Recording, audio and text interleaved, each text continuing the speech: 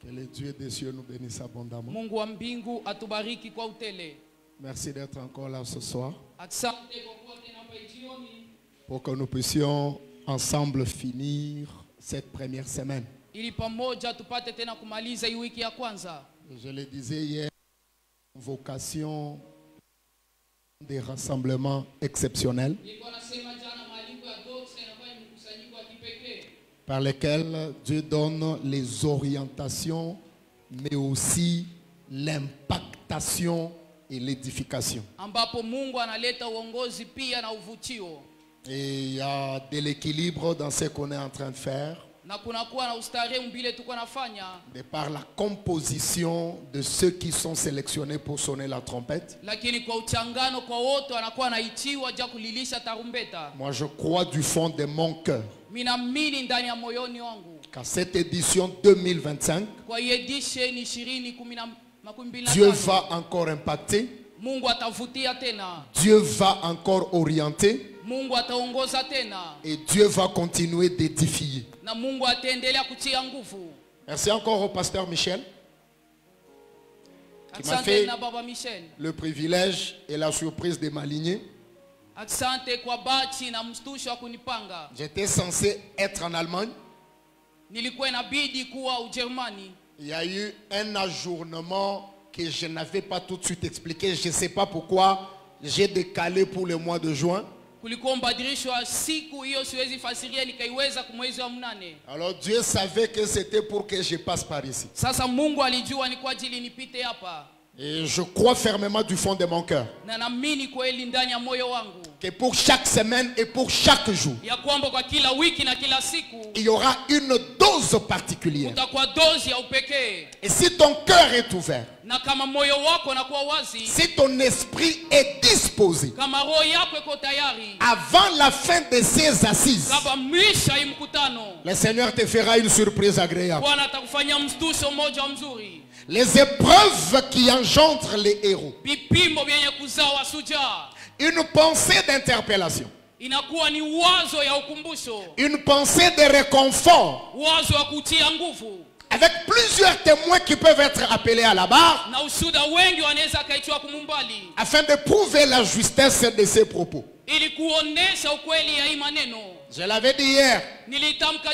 Il m'arrive d'être très bavard dans la méditation et même dans la présentation. Alors je vous avais apprêté ces fascicules. Les bergers Didier acceptent de vous les donner aujourd'hui. Vous lui donnez 15 000 francs, il vous donne un exemplaire. Il y a le contenu de tout ce que j'étais censé dire pendant ces 2 jours. Déjà la prévision d'hier, je n'ai pas pu la terminer tellement on était venu en retard. Aujourd'hui, je vais glaner 2 ou 3 pensées essentielles. Parce qu'il y a d'autres services qui vont suivre par la suite. Donc c'est exposé là dehors. Vous pouvez voir le berger Didi et vous serez servi. Après la pensée introductive que nous avons présentée hier par rapport à nos interventions, parce que Dieu m'avait convaincu dans le thème général qui porte sur les épreuves qui engendrent les héros, que je vous parle sur l'énigme de Samson. C'est donc sur ça que j'ai commencé à parler hier. Mais hier dans la pensée introductive, j'ai voulu élaborer les PV de mesurage et de bornage pour que la construction proprement dite commence aujourd'hui. Donc par l'énigme de Samson, je vais expliquer l'épreuve que Samson a rencontré et comment cela a fait de lui un héros. La Bible parle de plusieurs personnages qui sont aussi célèbres les uns que les autres. Mais le nom de Samson est inscrit au panthéon des noms les plus célèbres. Même les gens qui prient pas Dieu, ils connaissent Samson. Bonjour pasteur King. Bonjour pasteur. J'ai marché avec le pasteur King. Je viens de réaliser qu'il était là seulement quand je me suis retourné ici. Avec l'autorisation de Papa Michel, saluons le pasteur King.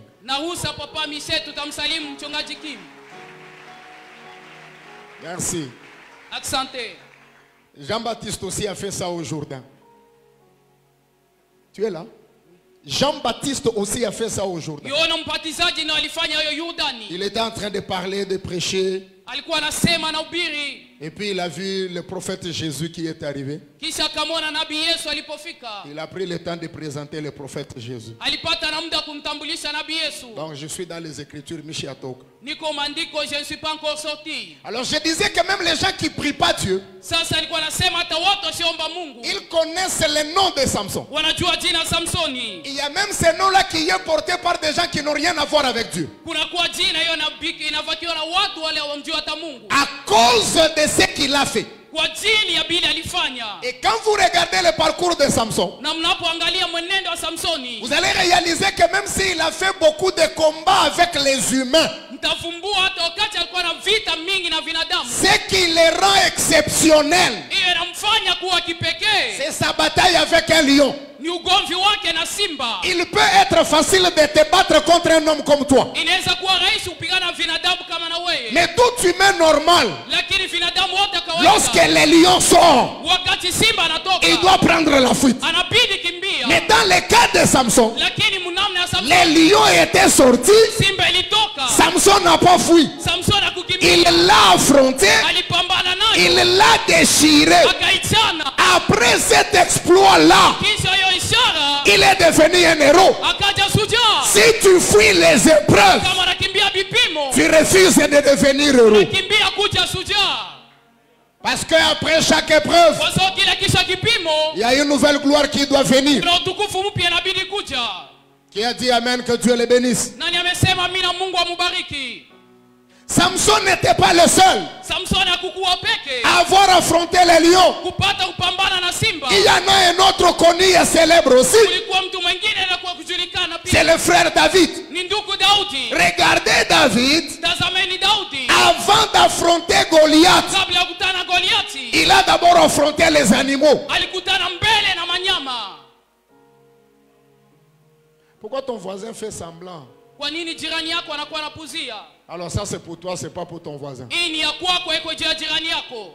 Avant que David ne combatte pour ses frères, il a d'abord combattu pour les brebis.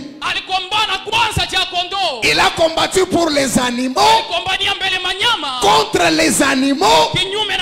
Après cela, il va combattre pour ses frères contre Goliath. Ça c'est ce que Jésus a fait. Lui comme le véritable David, il a combattu d'abord pour nous églises. Parce que nous sommes les animaux. Et Israël c'était les enfants ses frères. Avant de combattre pour ses frères, il devait en finir avec nous. Et si Christ est établi au-dessus du panthéon des héros qui puissent être comptés, il ne pouvait pas déroger à la règle. Il a affronté les épreuves. Alors l'énigme de Samson découle du fait de l'épreuve qu'il avait affrontée. C'est ça que nous allons étudier pendant 40 ou 45 minutes rapidement. Je vais dire un petit quelque chose sur les livres des juges et la naissance de Samson.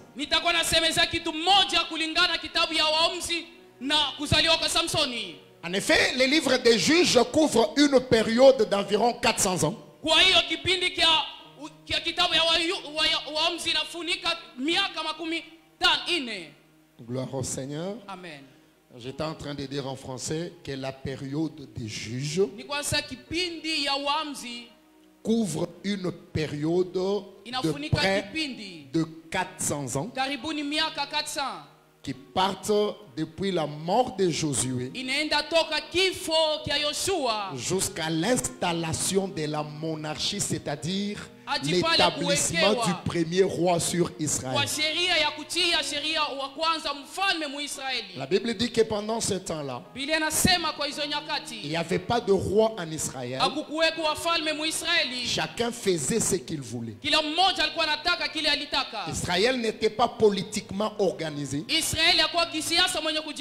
Et les tribus vivaient de manière indépendante. Alors il arrivait que les royaumes voisins faisaient des invasions. Ils attaquaient Israël. Ça pouvait être une ou deux tribus qui étaient attaquées et qui se retrouvaient assujettis à un tribut sur leur propre territoire.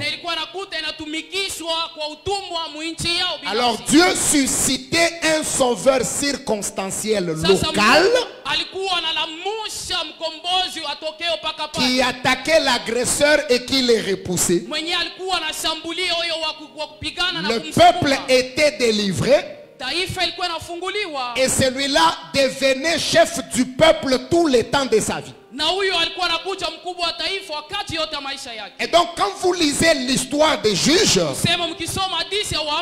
aucun juge n'a pu établir sa domination sur l'ensemble des 12 tribus. C'était des chefs au niveau local. Rarement 2 ou 3 tribus pouvaient s'unir en cas de guerre. Mais il n'y a pas eu une situation telle que toute la nation d'Israël pouvait se ranger derrière un seul individu jusqu'à l'avènement de Saül, qui fut établi premier roi sur Israël. Et parmi les noms les plus célèbres parmi les juges, on peut citer Gédéon, on peut citer Déborah, on peut citer Samson, on peut citer Samuel qui va être le dernier juge. En fait, il s'est passé comme un cycle. Il arrivait qu'Israël désobéissait à Dieu. Dieu les livrait entre les mains des ennemis. Israël pleurait et se repentait. Dieu écoutait Israël et lui pardonnait. Il suscitait un juge. Les juges délivraient Israël. Après la mort de ces juges-là, Israël se révolte encore. Et le cycle recommence. Le livre et la période des juges relatent des événements de manière cyclique. C'était des événements rotatifs qui partaient de la rébellion d'Israël jusqu'à sa restauration, lorsqu'un juge s'est levé pour délivrer le peuple. Ce que j'ai aimé dans cette affaire, c'est que le Dieu d'Israël ne se fatiguait jamais de pardonner à son peuple. Chaque fois qu'Israël revenait, Dieu pardonnait toujours. Si pendant ce temps de la loi, où Dieu était rigoureux, il continuait de pardonner à Israël, à combien plus forte raison pendant ce temps de la grâce, tout celui qui revient sincèrement, Dieu ne manquera jamais de le recevoir. Le temps que nous sommes en train de vivre, ce n'est pas le temps de disperser ce que Dieu nous a donné. C'est C'est le temps de rassembler. Parce que même dans sa colère, Dieu reste miséricordieux. Je viens dire à quelqu'un ce soir que la miséricorde de Dieu, l'amour de Dieu aura toujours le dessus sur sa colère. Pourquoi ton voisin ne me croit pas? Allez poser la question à Esaïe. Lui qui est considéré comme l'évangéliste de l'Ancien Testament. Lorsqu'il annonce sa grande prophétie de la venue du Messie, regardez comment c'est constitué. L'Esprit du Seigneur est sur moi, parce qu'il m'a oint pour tout ce que vous connaissez. Je relève deux choses: pour publier une année de grâce du Seigneur et pour annoncer un jour de vengeance de notre Dieu. Je relève de cette écriture que lorsque Dieu parle colère, l'unité de mesure de temps qu'il utilise, c'est les jours. Mais lorsqu'il parle grâce, l'unité de mesure de temps qu'il utilise, ce n'est plus le jour, mais c'est l'année. Pour la colère d'un jour, il répand la grâce à une année. Ça veut dire en d'autres termes que même lorsque les épreuves viendront, tu as besoin de savoir si pendant un jour tu as affronté les épreuves durant une année, l'Éternel t'accordera sa grâce. Si tu veux connaître le temps que Dieu te fera du bien, prends le temps des épreuves multiplié par 365,4. Parce que dans une année, il y a 365 jours et un quart. C'est ça la manière de Dieu de faire les choses. Quand il parle colère, c'est un jour. Quand il parle grâce, c'est toute une année. Je le dis et je le crois. Je le déclare et je le confesse. Le temps des épreuves ne dépassera jamais le temps de la grâce de Dieu sur toi. Et puis tu peux même te rassurer du temps approximatif que tu vivras sur la terre. Si Dieu permet que tu puisses souffrir pendant 2 ans, pendant 3 ans, pendant 5 ans, je comprends par là que même sur la terre, utakuwa na maisha murefu, parce que ton temps de grâce, tu dois prendre le temps des épreuves multiplié par 365. Ce soir, je prophétise et je déclare sur celui qui est dans les épreuves, la grâce de l'Éternel arrive, la consolation de Dieu arrive, la visitation de Dieu arrive. Le temps qu'elle prendra, ça sera le temps des épreuves fois 365. Qui a dit amen, que Dieu honore sa foi?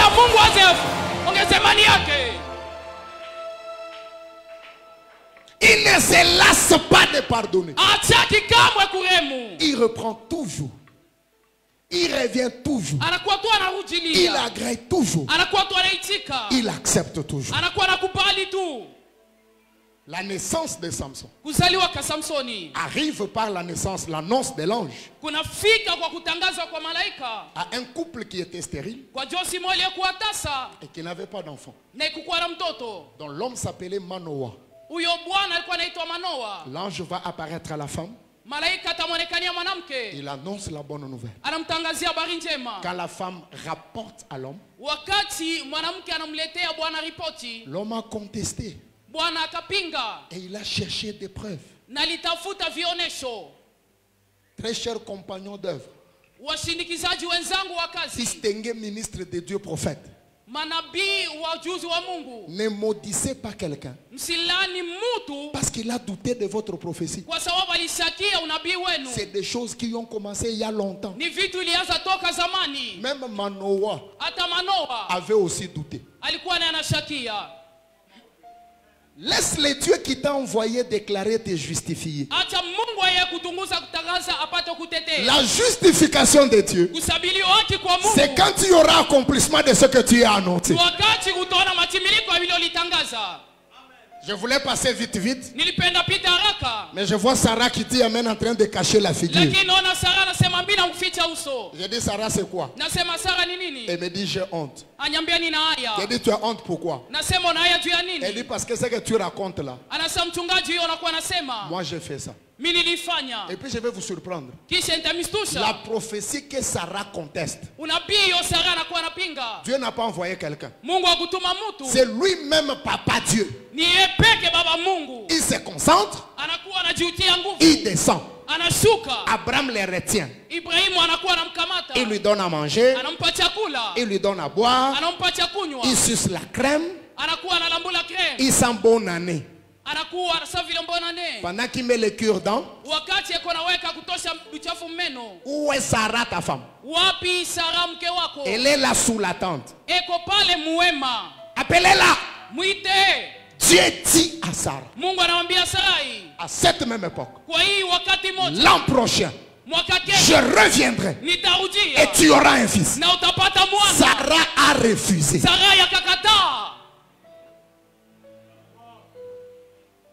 Donc, où les maman yabo Sarah, cette maman là Sarah, anakata la prophétie yaba Mungu ye moya. Elle a refusé la prophétie de Dieu lui-même. J'ai jeté un coup d'œil dans le cœur de Dieu. Dieu est devenu fou de rage. C'est qu'on a écrit qu'il avait dit c'est peu. Je soupçonne qu'il y a resemaka bien mingi ça. Il avait beaucoup parlé. Sarah, on a fait une chezea. Sarah, tu veux jouer de moi? C'est moi Dieu qui a créé toutes choses. Moi, je t'ai dit que tu vas mettre au monde mes petits doutes. Et puis il se fâche là, il s'énerve. Pourquoi tu doutes? C'est moi qui dis que tu vas enfanter. Moi je me suis approché. J'ai dit papa Dieu, tu lui as dit qu'elle aura enfant. Elle a refusé. Mais laisse-la part, non? On va nous fatiguer là, tu as prié, tu n'as pas reçu parce que tu es incrédule. Sarah a fait une incrédulité Yamaïboué. Sarah a fait une incrédulité de pierre. Comment on a contesté Kumbele Yamungu, on peut appeler Dieu qu'il vienne plaider. Maintenant, Sarah était devant la dernière institution. Dieu refuse de lâcher. Dieu refuse d'abandonner. Pourquoi? À cause de son alliance avec Abraham. C'était un facteur déterminant. Quel que soit les doutes de Sarah, à cause d'Abraham, Dieu était obligé d'imposer sa volonté. Donc si quelqu'un résistait à ta prophétie, ce n'est pas un problème. D'ailleurs l'apôtre Paul nous autorise même. Il nous dit d'examiner. Que Dieu nous bénisse. Et l'ange est revenu pour convaincre Manoah. Il a répété la même chose. Il arrive souvent que nous avons parfois à l'église des mamans dont les époux ne prient pas avec nous. Maman, ne sois pas brutale avec ton homme même s'il est païen. Parce que moi je suis ton pasteur, je ne deviendrai jamais ton mari. Alors si toi tu commences à le voir comme un pharaon, comme un Nabal, c'est ton problème. Ça va se disperser, c'est ton problème. Nous on va continuer de prêcher l'évangile. Et puis autour du trône là, le refrain ne va pas changer. Ils vont continuer de dire tu es saint, tu es saint. Donc gérer nos frères là doucement. Même s'ils ne comprennent pas aujourd'hui. Déjà si tu en as un qui te permet même de prier librement, bénis Dieu. Ne confondez pas les choses. Parfois vous nous avez créé des problèmes. Parce que vous commencez à trop nous honorer, nous vos pasteurs, plus que vos maris. Ça crée des problèmes inutiles. Maman dit amen, je vais te soupçonner pour rien. Respecte ton pasteur. Aime les hommes de Dieu. Fais ce que tu peux faire. Mais cet homme-là qui t'a épousé, honore-le. Respecte-le. Traite-le bien. J'ajoute même s'il est païen. Il peut se concentrer là, il me pose. Nous, on va faire quoi? Il a des droits sur toi que nous n'avons pas. Il a des garanties qu'il peut réclamer que nous n'avons pas. La femme de Manoah n'est pas allée raconter aux gens Malaika metonekania anasema mtoto kuna kui iki Jacques Bower miko nakyo kunyumba kinakatala njoo mikoshi ya vie yangu hii. Elle n'a pas fait ça. Ils ont seulement prié. Seigneur, si c'est toi, renvoie-nous encore ton envoyé là. Qu'il vienne nous confirmer. Et puis tu as renvoyé les messagers. Moi je ne veux pas de conflit à moi, je suis venu seulement enseigner. Parce que la polémique est grande. Quelqu'un dans sa folie de la foi a dit je demanderai au Seigneur de les enlever. Le monde est divisé en deux camps. Les pro-Longola et les anti-Longola. Battez-vous, moi je vous regarde. Tuez vous-même, moi je prêche l'évangile. Je sais seulement que l'adoration, c'est une révélation. On ne peut pas se prêter l'adoration. Personne ne peut critiquer l'adoration de quelqu'un d'autre. Parce que la vraie adoration, c'est se concentrer, regarder Dieu, les voir, et comme tu l'as vu là, tu les lui dis. C'est ça l'adoration. Si dans la folie de ma foi, je considère que ce que je fais, je peux demander au Père de les enlever d'abord pour qu'il m'écoute aussi. Ça ne m'engage que moi. Personne n'a droit de critiquer ça. Et puis ça reste un monde de suppositions. Il a dit Soki. Soki. Si. Encore faudra-t-il qu'il commence par rentrer. Il y a plein d'hypothèses là qu'il faut libérer.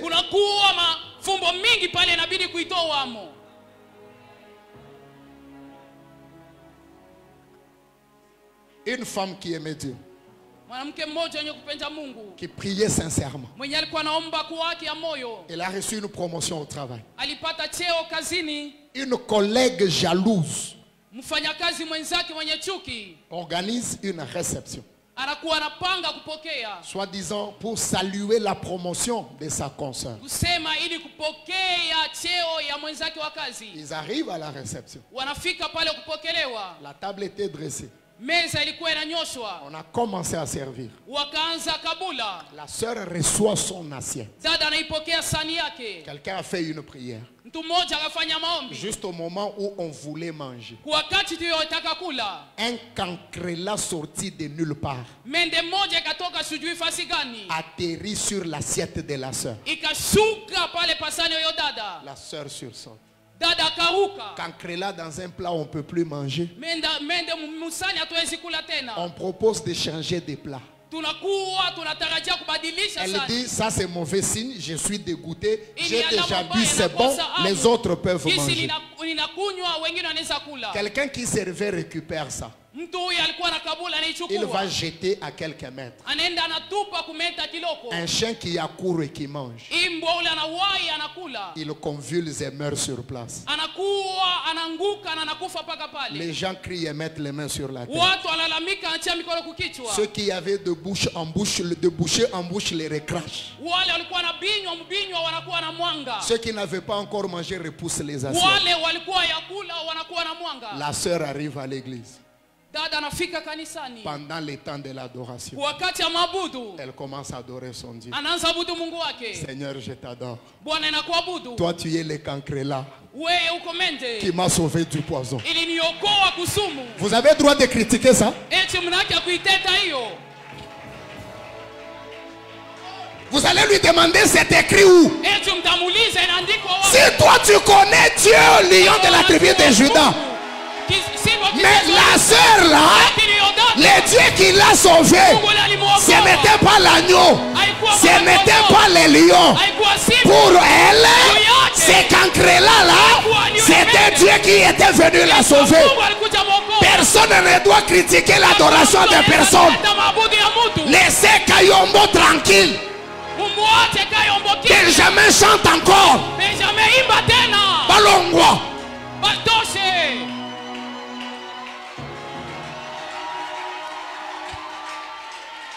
L'adoration, c'est une révélation. Ce que moi j'ai vu, ce n'est pas ce que tu as vu.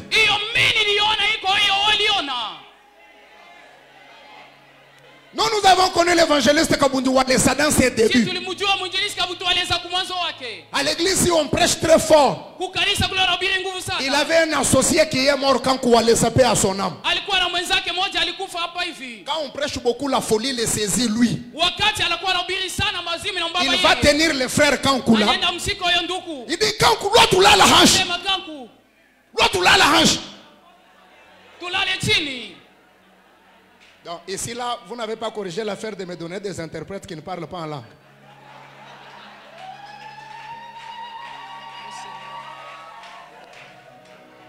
Il dit Kankula muka tuende tukala le chini. Lève-toi qu'on se couche par terre. Je lui dis frère, ce que tu as vu, quand tu n'as pas vu ça, si tu vas aller dormir là-bas, va dormir seul.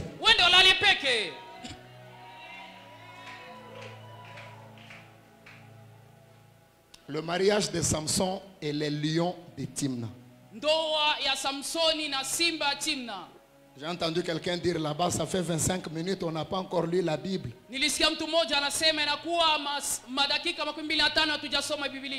Comme si tout ce que j'ai raconté, c'était l'histoire de mon grand-père. D'accord, pour des raisons de paix sociale, on va lire. Juge chapitre 14. Vous allez lire du 5e au 20e verset. De 5 à 20. Je vais faire lecture kangourou, glaner quelques pensées dans cette péricope. Voici ce que dit la Bible. Samson descendit. Si la Bible dans laquelle vous lisez, c'est la vôtre soulignée, descendit. Avec son père et sa mère. Lorsqu'ils arrivèrent aux vignes de Timna. Les vignes. Ils virent un jeune lion rugissant qui vint à leur rencontre. L'esprit de l'Éternel saisit Samson. Sans avoir rien à la main, Samson déchira les lions. Comme on déchire un chevreau. Il ne dit point à son père ni à sa mère ce qu'il avait fait. Il descendit et parla à la femme.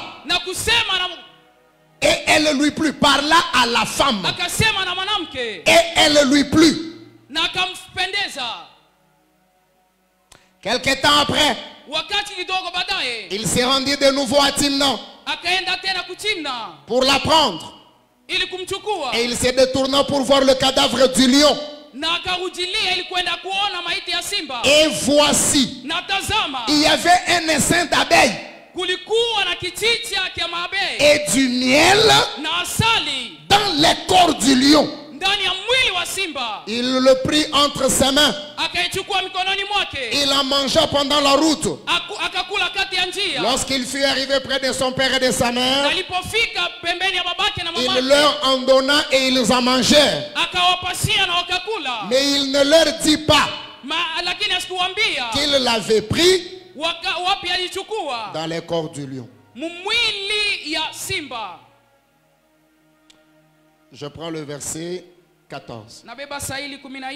Et il leur dit, de celui qui mange est sorti ce qui se mange, et du fort est sorti le doux. Il ne put lui expliquer l'énigme. Que Dieu ajoute l'explication à la lecture des Écritures. Quand je finissais de lire comme ça à Uvira, les gens acclamaient pour honorer la parole. Merci de faire comme les gens de Uvira. Alors dans cette longue péricope, je vais procéder par la méthode d'exposition en relevant quelques assertions pour pouvoir expliquer l'énigme de Samson. De la première assertion, la Bible dit que Samson descendit à Timna. Ça veut dire que le lieu où Samson était un lieu élevé. Là où il allait chercher la femme, c'était en bas. Donc pour que Samson récupère la femme, il devait faire un déplacement. Et le mouvement qu'il faisait, c'était le mouvement de descendre.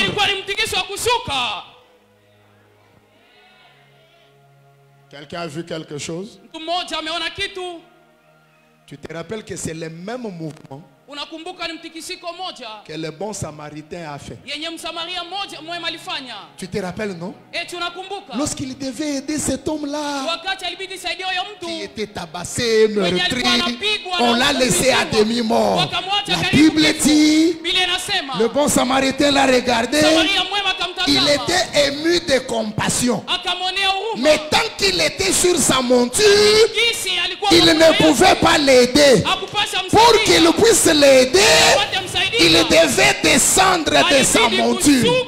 C'est ainsi que Samson, s'il restait dans sa position, il ne pouvait pas récupérer la femme étrangère.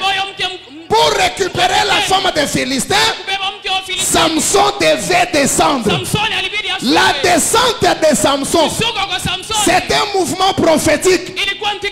Ça parle de Jésus-Christ, le véritable Samson, qui devait venir chercher l'église. Lui, il était au ciel. Nous, nous étions sur la terre. Pour qu'il puisse nous avoir, il devait descendre. Tu as raté une occasion de dire Amen. Le Seigneur est bon. Il était dans le confort. Il était dans une position très élevée. Il a accepté de descendre. Il a accepté de bouger pour nous atteindre à notre niveau.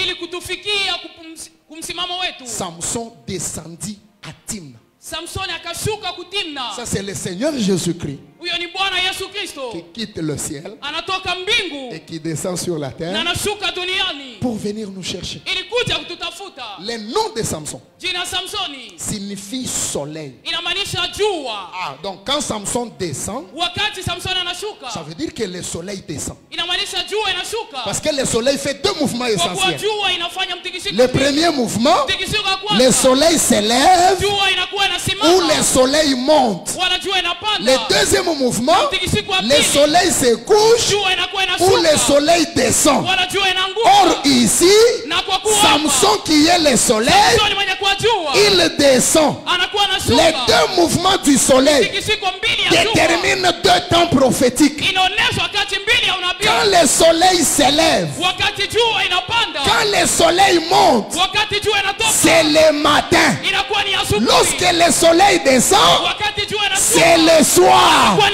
Or le matin, dans la prophétie, c'était le temps de la loi. C'était le temps de Moïse. Bien aimé, je vous dis vrai. Jérémie connaît ce que j'ai dit ici. Dieu parle à Jérémie. Il lui dit, va dire à Israël, je vous ai parlé. J'ai parlé à vos pères. Je leur ai envoyé mes prophètes depuis le matin et ils n'ont pas écouté. Le Dieu du matin, c'est le Dieu de Moïse, c'est le Dieu de la loi, c'est le Dieu d'Israël. Nous, la femme étrangère, on ne pouvait pas être visité lorsque le soleil s'est levé. Notre visitation, c'est quand le soleil descend. Or quand le soleil descend, c'est ça le temps du soir. Et le temps du soir, c'est le temps de la grâce de Dieu. Pendant que ton voisin fait semblant, je vois l'autre qui dit amen en faisant des kilobits. Je dis, petit, c'est quoi ton problème? Il dit, c'est que ce peuple tarde à comprendre, j'ai expérimenté ça.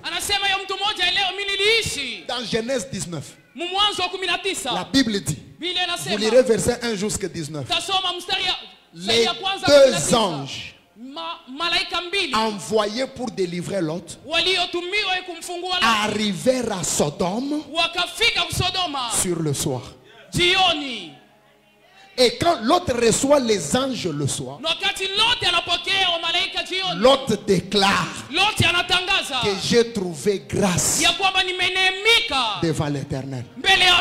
Donc Samson qui descend à Timna, c'est Jésus le soleil qui vient pour se coucher et inaugurer le temps du soir ou le temps de la grâce.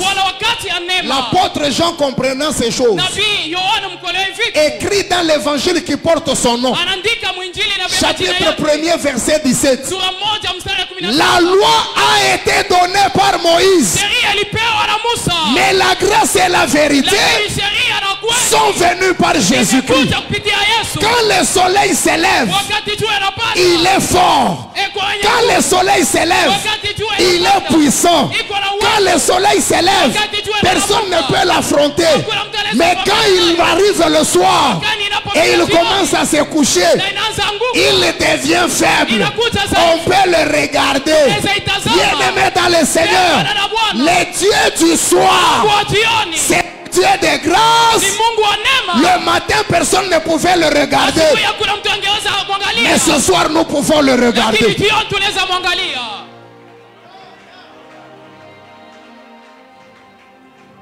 C'est comme ça que le matin, quand Moïse a cherché à le voir, il a caché sa face. Il lui a présenté le dos. Vous connaissez ça, non? Lui, il dit, fais-moi voir ta gloire. Lui, il répond, personne ne peut me voir et vivre. J'ai dit, papa Dieu, tu es comment? Moïse n'a pas dit qu'il veut te voir. Il a dit, fais-lui voir ta gloire. Il dit, non, non.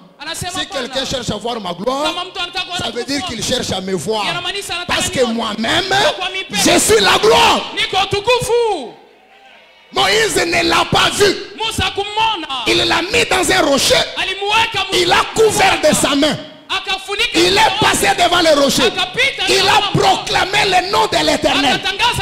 Lorsqu'il a retourné la main, Moïse n'a vu que le dos.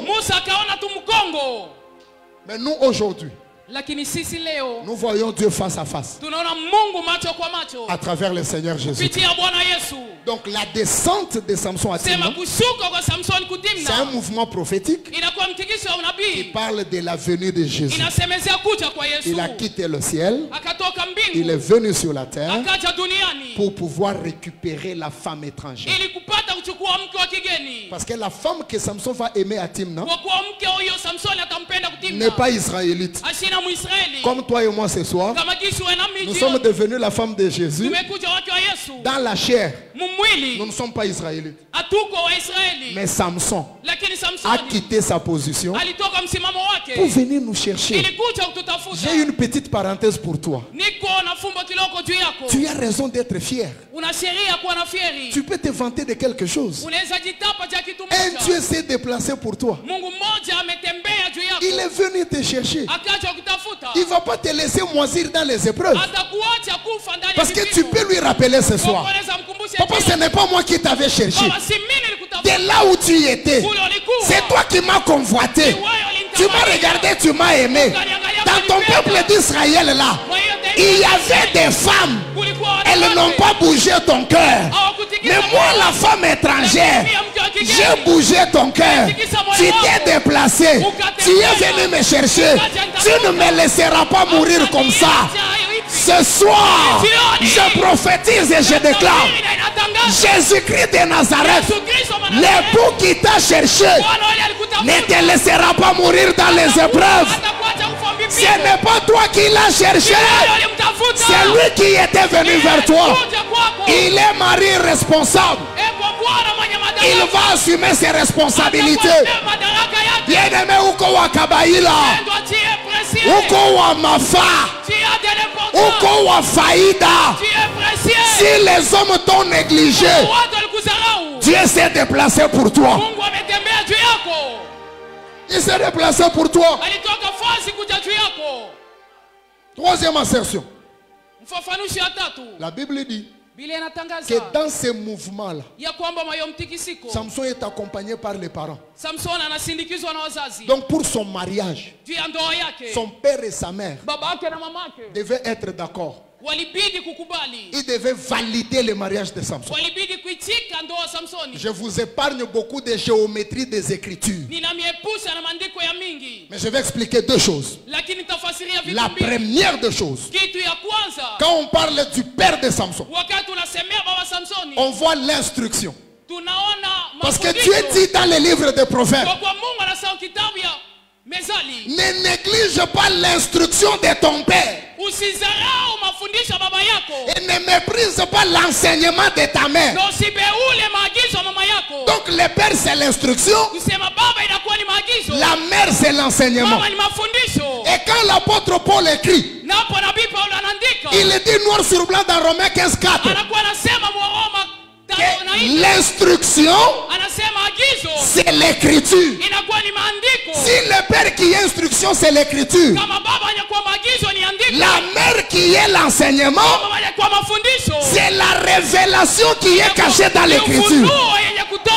Donc les parents de Samson qui devaient être d'accord avec lui, c'est la parole, l'écriture et l'explication de l'écriture. Pourquoi ton voisin ne me croit pas?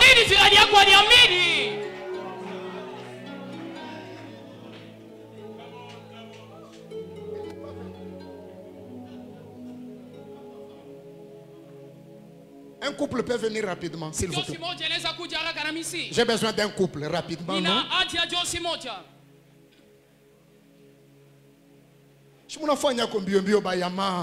Faites vite, je vous en prie. Vous comprenez pourquoi parfois nous disons au protocole: je suis venu avec ma femme. Même si je ne suis pas pasteur de cette église-là. Mettez-moi ici, mettez ma femme à côté, on ne sait jamais. Maintenant on commence à chercher couple, l'homme sort de l'est et la femme vient du nord. Comme si la femme est démon seulement quand on arrive à l'église. Mais multiplier les interdits pour rien. Non, comment maman pasteur peut se mettre là-bas? Maman pasteur njo bois, njo muchi. C'est lui, les bois. Il va venir salir votre papa seulement quand vous serez à l'église. Quand ils ont passé la nuit, il n'a pas sali votre père. Je ne veux pas de problème. Vous avez honoré le pasteur, honoré la femme du pasteur. Regardez le peuple. Je suis... Oh, ils sont très bien habillés. Merci prophète, vous êtes magnifique. Il manque seulement les lunettes pour maman aussi.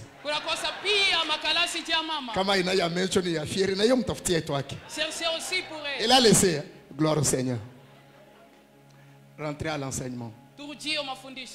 Je dis que dans ce que Samson fait, le choix de prendre la femme étrangère,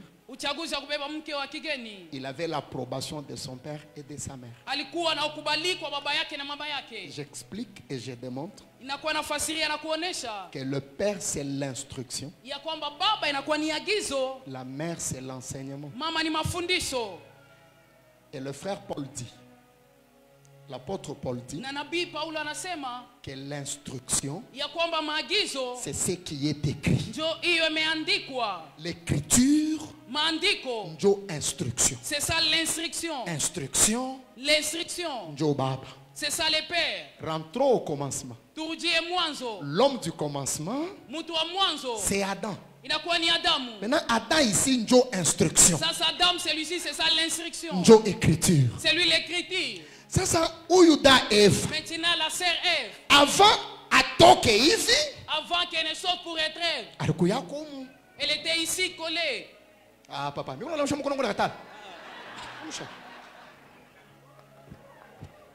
Si j'en avais la possibilité, je pouvais la réintroduire pour la faire ressortir.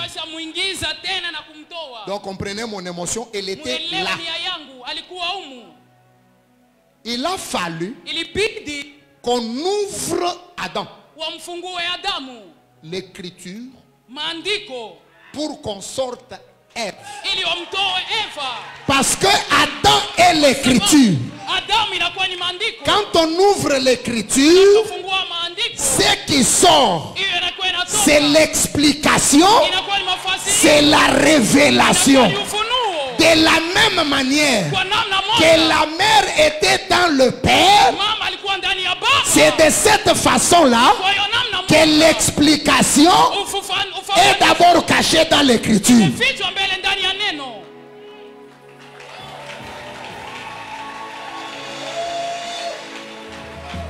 Et regardez, comme Samson a l'approbation de ses parents, dans son initiative, comme il est accompagné par son père et sa mère, le lion est sorti. Le lion ne lui a pas fait de mal. Beaucoup de gens aujourd'hui, même ceux qui se disent chrétiens, tombent devant les épreuves, tombent devant les ennemis, parce qu'ils sont seuls. Ils ne marchent pas avec leurs parents. Dans tout ce que tu feras, ne marche pas seul. Marche avec la parole de Dieu. Si tu marches avec la parole, personne ne te mettra à terre. Même s'ils te font la guerre, ils ne te vaincront jamais. Si tu marches avec la parole, 1000 tomberont à tes côtés, 10 000 tomberont à ta droite. Tu ne seras pas touché parce que les parents vont te protéger. Prends la décision à cette Doxa 2025 de marcher avec ton père et ta mère. Marche avec la parole. Tu seras victorieux en toutes choses. Là où il y a la parole, il y a la victoire. Là où il y a la parole, il y a la consolation. Là où il y a la parole, les épreuves deviennent des médailles de gloire. Le frère Jacques avait raison. Mes frères, regardez comme un sujet de parfaite joie les épreuves que vous êtes en train de traverser. Parce que quand vous avez la parole, vous traverserez les épreuves et vous irez au-delà. Les épreuves là seront comme la vallée de Baka. Ce n'est pas ta destination finale. J'insiste, ce n'est pas ta destination finale. Tu passeras par Baka. Tu traverseras Baka. Mais tu ne finiras pas à Baka. L'Éternel t'amènera au-delà. Les psalmistes comprenant ces choses pouvaient chanter et dire que l'Éternel est mon berger. Je ne manquerai de rien. Il me fait reposer dans les verts pâturages. Il restaure mon âme. Me conduit dans les sentiers de la justice à cause de son nom. Quand je traverserai les épreuves de maladie, les épreuves d'attaque, les épreuves de stérilité, les épreuves de pauvreté, je ne crains aucun mal. La parole est avec moi. Ta houlette et ton bâton me rassurent. Tu vas dresser devant moi une table en face de mes adversaires. Tu oindras d'huile ma tête et ma coupe déborde. Ce ne sont pas les épreuves, ce n'est pas la honte, ce n'est pas l'opprobre, mais ce qui t'accompagnera, c'est le bonheur et la grâce qui vont t'accompagner tous les jours de ta vie. Quand tu es accompagné de ton père et de ta mère, les lions ne te feront rien. Quand tu es accompagné de ton père et de ta mère, les sorciers ne te mettront jamais tête par terre. D'ailleurs, dans les radars des sorciers, tu n'apparaîtras plus.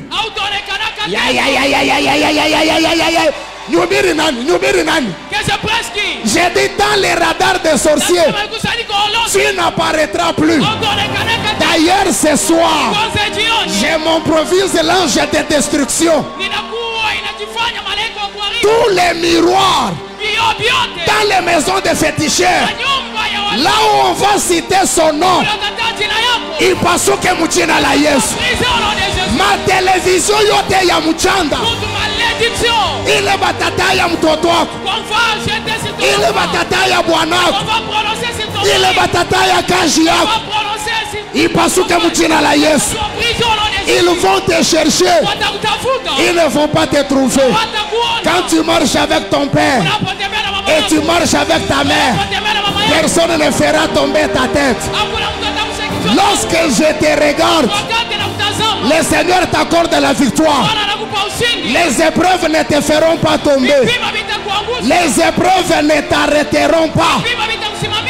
Après les épreuves, tu auras la couronne de gloire. Samson a combattu. Samson a été éprouvé. Après avoir affronté les lions, il a reçu la couronne. Il est devenu héros. Il a été honoré. Ne fuis pas les épreuves. Ne refuse pas les épreuves.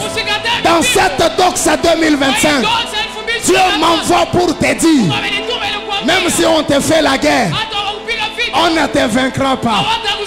J'aime les Écritures.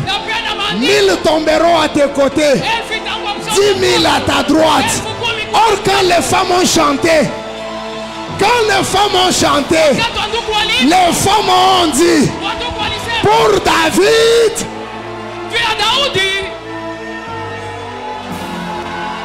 l'Écriture dit, 1000 tomberont à tes côtés, 10 000 à ta droite. Mais quand les femmes chantent, lorsque les femmes chantent, elles ont dit, David, 10 000, Saül, 1000, Ça veut dire, quand la Bible dit 1000 à côté, le côté là c'est gauche. Parce que 10 000 c'est à droite. 10 000 à droite, c'est pour David. 1000 à gauche, c'est pour Saül. Le roi Saül a échoué. C'était le premier roi. Il n'a pas eu l'alliance de la royauté. Le roi David a réussi. C'était le deuxième roi qui s'est levé le dernier. Donc les 1000 qui tombent à gauche, c'est tous les prophètes de l'Ancien Testament. Les gens de Moïse qui s'étaient levés le premier, ils ne peuvent rien te faire. C'est pour cette raison-là qu'aujourd'hui, la loi de Moïse ne peut plus te condamner. 10 000 qui tombent à ta droite, du côté de David, c'est l'homme de Jésus-Christ. C'est lui qui s'est levé le dernier avec le message de la grâce. Ça veut dire qu'à droite, la force de celui qui est à droite, elle va marcher avec toi. Le patriarche Job a compris ces choses. Il dit, je sais que mon Rédempteur est vivant. Il se lèvera le dernier. S'il se lève le dernier, c'est qu'avant lui, un autre s'était levé. Dans la prophétie, celui qui s'est levé le premier, c'était Moïse. Celui qui se lève le dernier, c'est Jésus-Christ de Nazareth. Dans la connaissance, ce qui s'élève avant, c'est la maladie, c'est l'épreuve, c'est la pauvreté. Ça s'élève avant. N'aie pas peur. Ton Rédempteur est vivant. Il va s'élever le dernier. Et quand il s'élève, c'est avec la guérison, c'est avec la grâce et avec la consolation. C'est lui qui a dit Amen. Reçoit la grâce et la consolation.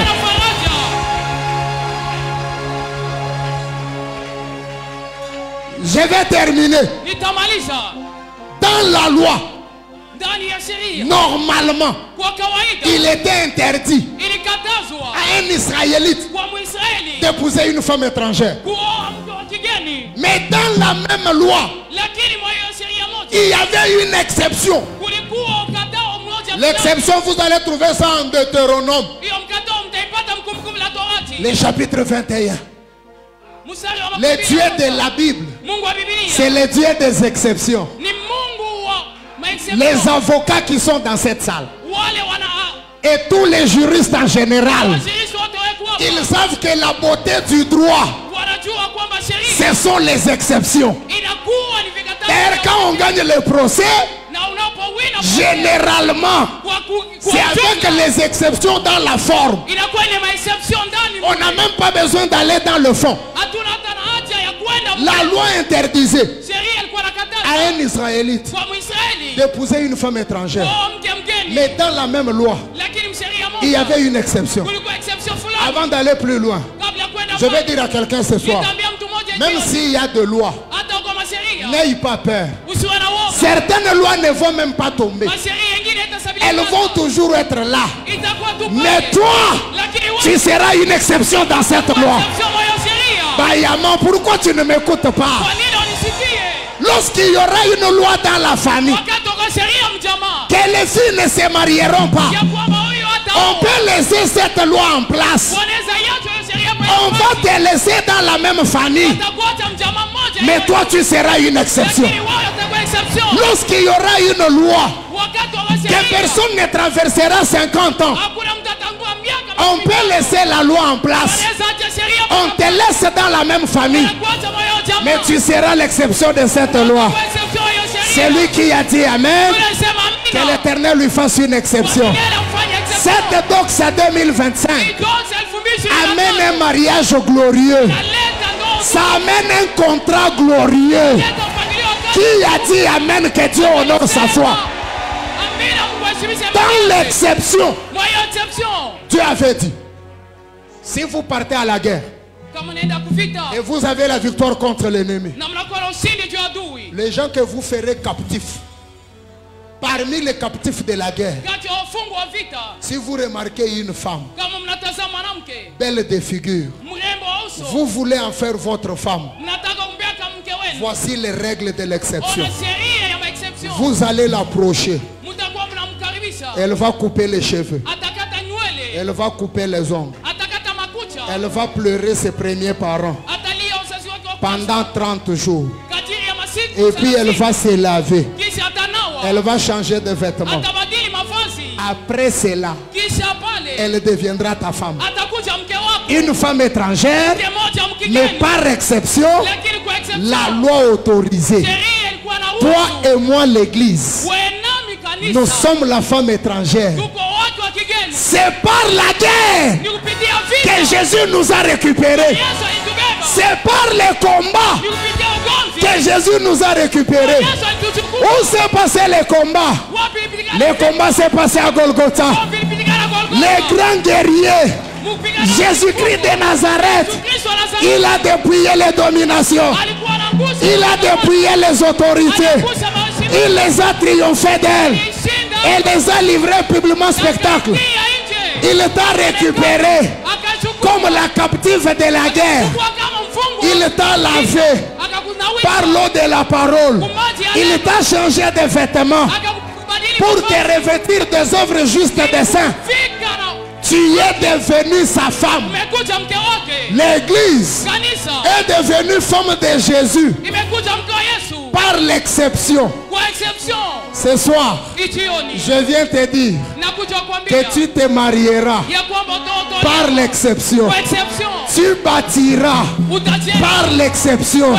Tu prospéreras par l'exception. Tu vaincras les épreuves par l'exception. Tu voyageras par l'exception. Tu auras les enfants par l'exception. Tu auras la victoire par l'exception. Tu vaincras.